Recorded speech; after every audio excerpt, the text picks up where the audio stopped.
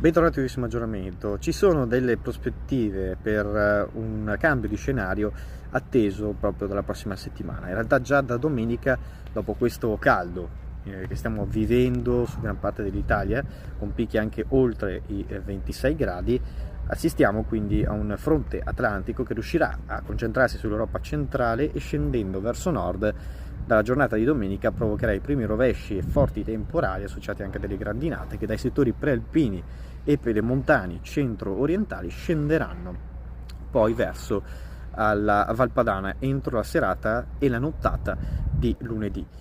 Attenzione, perché qui avremo temporali multicellulari accompagnati anche delle grandinate, visti i contrasti termici che si vanno a creare in questi giorni, e quindi il rischio poi della prossima settimana che si andrà a formare una fase più instabile non solo sui settori del nord-est e sull'Appennino tosco-emiliano e sulla Romagna, ma anche sull'Umbria, sulle Marche e sull'Appennino centrale.